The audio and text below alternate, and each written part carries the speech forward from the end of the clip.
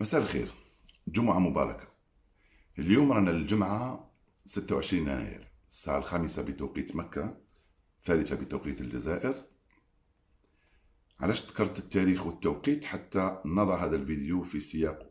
إلى حد الآن الساعة 5 زوالا بتوقيت الدوحة لم يحدث أي شيء في ما صار يسمى بقضية جمال بالماضي مع وليد صادي. حبيت نعمل هذا الفيديو باش نحطكم في صورة المعطيات، بعيدا عن الأحكام وبعيدا عن المشاعر والعواطف التي نكنها للجزائر أولا، للمنتخب الجزائري ثانيا، لجمال بالماضي ولرئيس الاتحاد ولكل من له علاقة بالمنتخب الجزائري. نحكي لكم القصة بالتقريب يعني، وإذا لم يكن هناك كلام صحيح فهو لم يكن صحيحا من المصدر، ولكن حاولت أنني نجمع الكثير من المعلومات ونربط بينها ونوصل إلى هذه الخلاصة، حتى نحط صورة نحط الناس في الصورة من دون أن نلقي أحكام على الناس أو حتى على نواياه. الجزائر مع جمال بالماضي حققت كأس أفريقيا 2019، رجعنا من بعيد، حققنا نتائج طيبة، خرجنا في كأس أفريقيا في الكاميرون، خرجنا من التأهل إلى كأس العالم، خرجنا من كأس أفريقيا في كوت ديفوار، يعني أنه بالماضي نجح وفشل.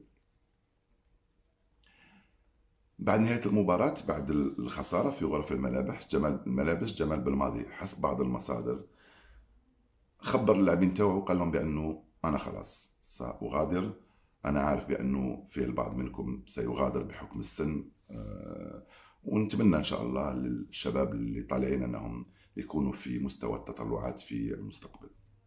خرجوا من غرف الملابس في الليل، التقى رئيس الاتحاد مع جمال بالماضي واتفقا على أنه يكون فيه طلاق بالتراضي، يعني تجنبا للإقالة وتجنبا للاستقالة.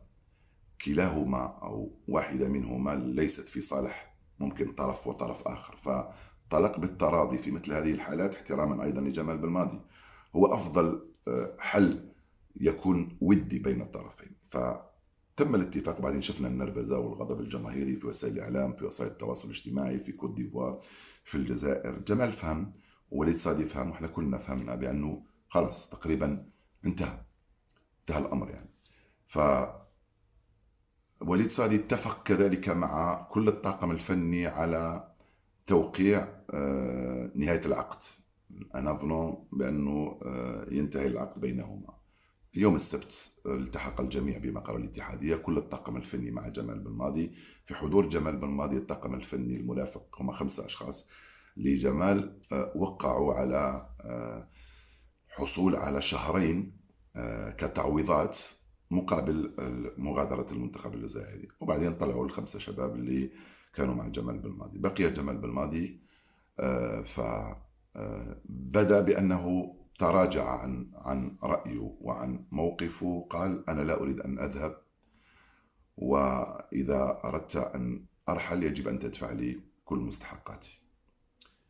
وليد صادي جدد المقترح الأول، قال له أنا مستعد نعطيك 3 أشهر من مستحقاتك، يعني حوالي 624 ألف يورو، ويتم الطلاق بالتراضي من دون إقالة ومن دون استقالة، حفظا لماء الوجه. جمال بالماضي قال لا، أنا تعطيني كل مستحقاتي كاملة وإلا نكمل. ما قالش بالمعنى الصريح وإلا نكمل، وإلا لا.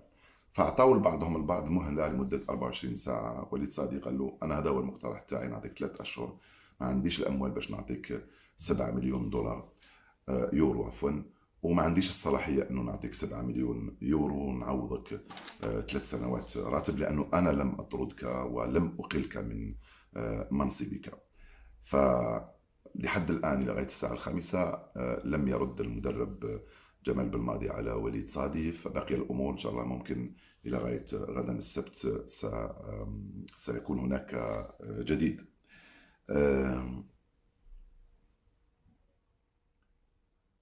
صراحة من وجهة نظري أنه جمال بالماضي لا يمكنه الاستمرار. لا يمكنه الاستمرار ليس لأنه مدرب فاشل، لكن لأنه أمر ما تكسر، لأنه فقد ثقة لاعبيه، ولأنه فقد ثقة العشاق والمناصرين. هذه أحكام الكرة، نعم قاسية، ولكن هذه أحكام الكرة. نعود نقول بأنه بغض النظر عن قيمته، ما نتكلمش على شخصه، يبقى محترم إلى يوم الدين، نتكلم على قيمته الفنية كمدرب.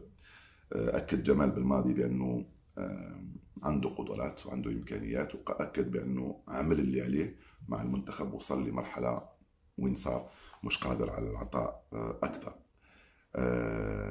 ونتمنى أنه يكون فيه طلاق بالتراضي لكلا الطرفين، لأنه نعود نقول ونكرر بأنه لو تمت إقالته من حقه أن يطالب بمستحقاته. ما دام أنه لم تتم إقالته، وهو الذي أعلن، مش أعلن علانية للاعبين ولوليد صادي بأنه لا يريد أن يكمل، فهنا لا يستحق المستحقات. وبعدين قوانين الفيفا اليوم الجديدة تلزم الاتحادات عند فسخ عقد أي مدرب بأن تعوضه 6 أشهر ليس أكثر. وبعدين لو يذهب جمال بالماضي إلى الفيفا، الأمر سيكون مش ولا بد مش لائق بالنسبة إليه وبالنسبة لنا. وأتمنى أن لا يذهب إلى الفيفا ويشتكي باتحادية قدمت له كل شيء، وبجمهور قدم له كل شيء، وببلد قدم له كل شيء على مدى 5 إلى 6 سنوات. أي نعم هو كذلك بالمقابل قدم، ولكن المقابل هذا لم يكن من دون مقابل، كان من دون مقابل، وهذا عادي وطبيعي ومن حقه. ونعود نقول بأنه الحديث عن عقد معنوي مع الشعب تجاوزه الزمن. واحد اللي عنده عقد معنوي لما يكون منتخب من قبل الشعب عنده عقد معنوي من دون مقابل. أما اللي يكون عنده مقابل فعنده عقد مادي.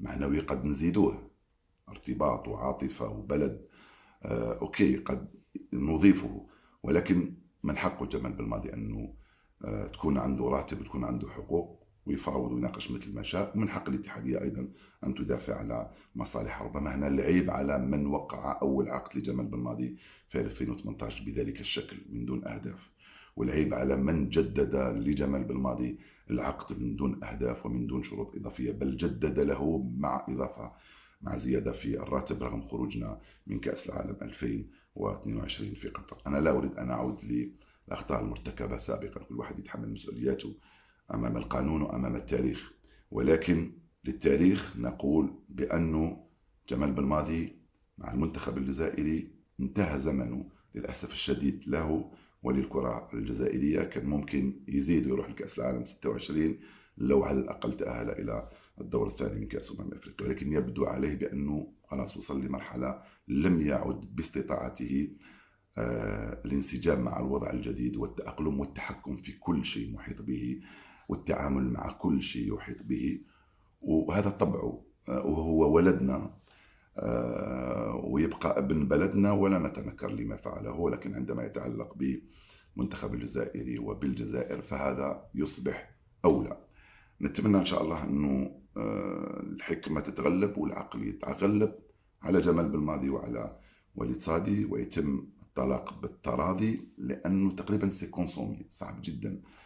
يقدر رئيس الاتحاد يقول للمدرب مثلا، يقول له خلاص أوكي أنا من لن أقيلك، تفضل كمل إذا كانت تكمل. هل يستطيع جمال بالماضي أن يكمل مشواره في ظل هذه الأجواء المشحونة الموجودة؟ هل يستطيع أن يقابل لاعبيه في شهر مارس المقبل ويتحدث إليهم ويشرف عليهم ويقودهم في المباريات؟ أعتقد بأنه سيكون